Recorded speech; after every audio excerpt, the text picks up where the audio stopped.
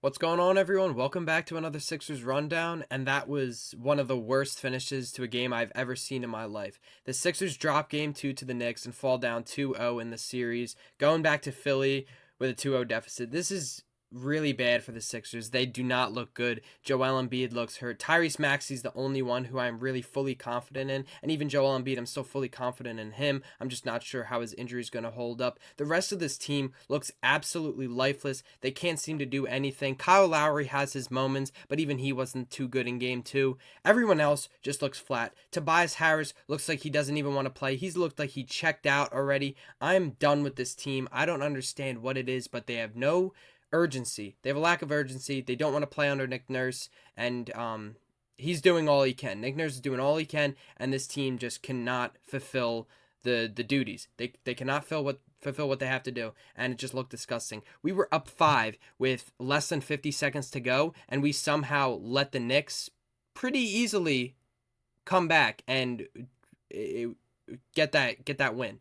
Easily come. It was like we just handed it to them. It wasn't even like they had to work for it. We just handed them that victory, and it was absolutely disgusting. I'm just going to go over to the stats real quick because, yeah, it doesn't look good. So let's start with Tobias Harris, all right? He played 41 minutes in this game. 4 for 11, like his usual stuff because he can't make shots. 2 for 5 from 3. He only scored 10 points. And, yeah, that's the normal Tobias Harris you're going to see. Tobias Harris is one of the worst players I've ever seen play for this franchise. He's the most frustrating player I've ever had to watch. I am absolutely disgusted with his play. I don't want to see Tobias Harris after the season. If I see Harris in a Sixers uniform after the season, I'm going to flip out. Kelly Oubre Jr., he was not that great either, like he hasn't been these last few games. 2 for 7. Did not attempt a 3-point shot, and he only scored 4 points. Didn't do much on the other end. I mean, he has some solid defense like he always does, but only 2 rebounds and 3 assists.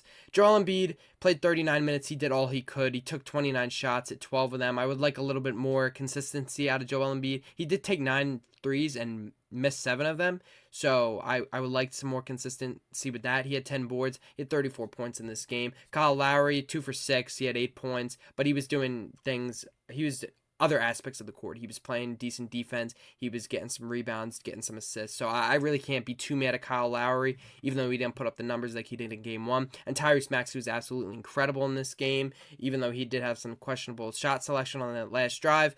But he went 12 for 22, had 35 points, 10 assists, and 9 rebounds. So he almost had a triple-double. You really can't ask more out of Tyrese Maxey. He is the heart and soul of the Sixers team right now, and the rest of the team just needs to play behind him because he's the only one who's trying to show up. Him, Embiid, and maybe Kyle Lowry are the only ones showing up. Buddy Hield, 2 points off the bench. Nico Batum had a couple of threes off the bench, and then Paul Reed with 2 points, and that was it.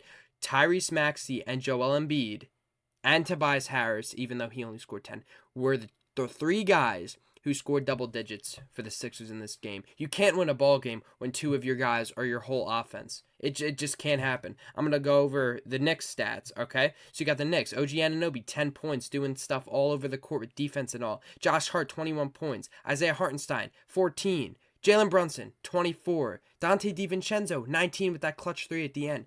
This Knicks team is playing like a full unit. They're playing defense. They're getting rebounds. They're spreading it around the offense. They're spreading points around the offense. The Sixers, yeah, it's great that Tyrese Maxey and Joel Embiid are as good as they are, but the rest of the team needs to step up behind them. I'm really tired of seeing, yeah, Tyrese Maxey had a great game, but where is the rest of his team? He shouldn't.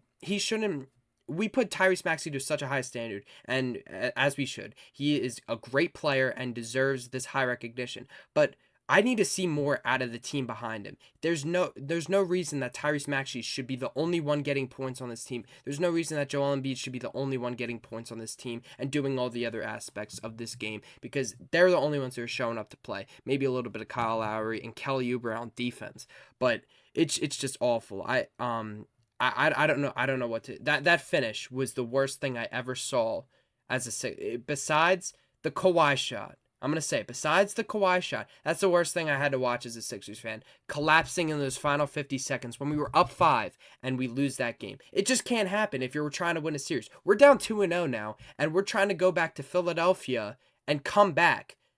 2-0 is a very hard deficit to come back from in an NBA playoff series, especially against a team like the 2023-2024 New York Knicks. I just don't see it happening. I really think the Knicks are going to win this series in 5 or 6 right now, unless the Sixers somehow get some life in them behind that Philly crowd. But I just don't expect it because the lack of urgency on this team is just too high and too severe for really anything to happen. And I just want to focus a little bit more on Tobias Harris because Tobias Harris is he's so frustrating to watch, and I've mentioned this many times. He just is lifeless out there. He doesn't care. He doesn't really care what happens because he knows he's going to be gone after this season. So he's just chucking up shots. He thinks he's the main source of offense on this team, and when he does get called on, when his number finally does get called on, he wets the bed. He doesn't know how to perform when he finally gets called on. Now he just doesn't work in this Sixers offense. I think he would work in another offense as the number 2 option or the number 3 option, but he just doesn't work in the Sixers offense. There's so many guys who deserve the ball, and he just doesn't step up when we need him to.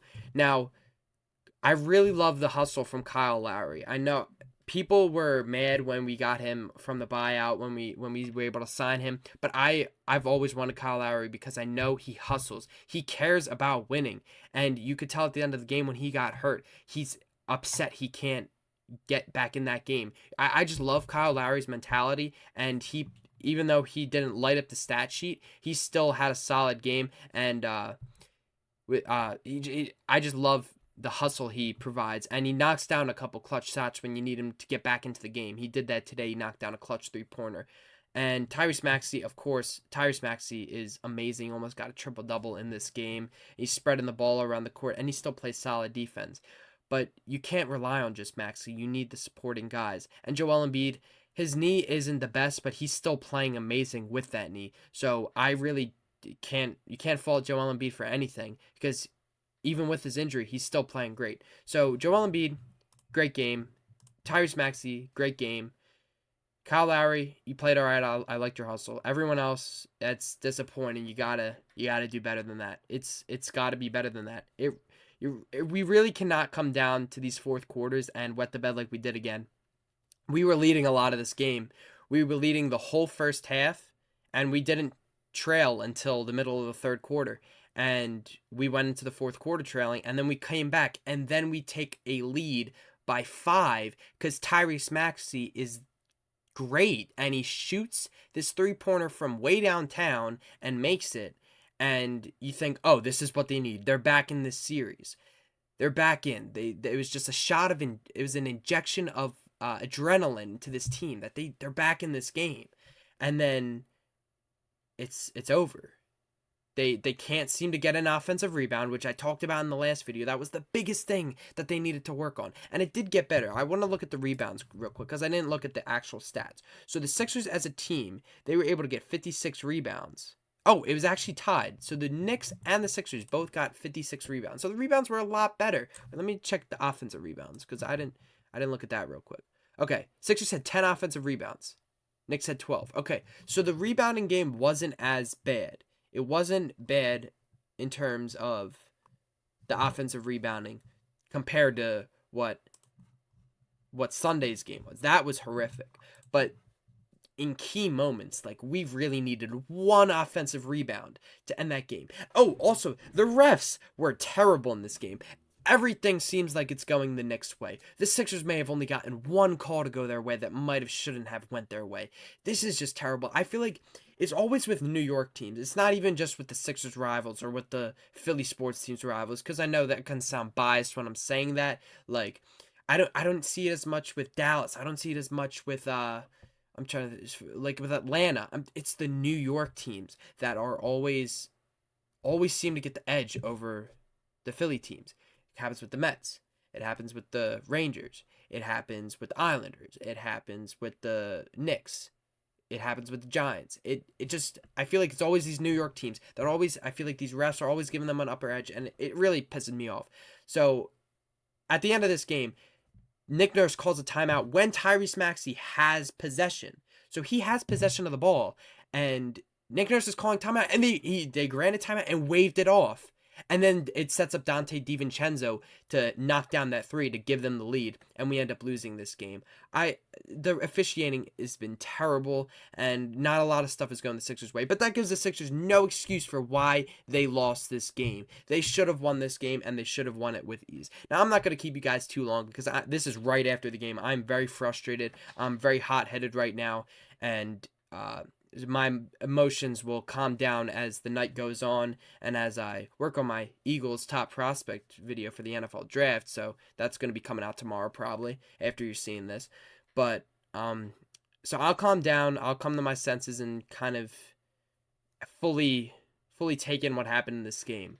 But I'm just going to leave you guys with that. Those were my after game thoughts, and not a lot of pleasant thoughts. I really have nothing good to say about this game, except we're going back to Philly. You need to win this next game. This is a must-win game. If you don't win this game, you're not coming back down 3-0. I think it's in the NBA, right? Nobody has ever come down from 3-0 to win a series. So if you go down 3-0, series is over. We're packing your bags. You're questioning what the Sixers should do as a front office, as a team. Well, I'm going to leave you guys with that. Like the video if you enjoyed. Subscribe if you want to stay up to date with all things Philly sports. And if you want to stay up to date with the Sixers playoff run. I'm going to leave you guys with that. See you guys in the next one.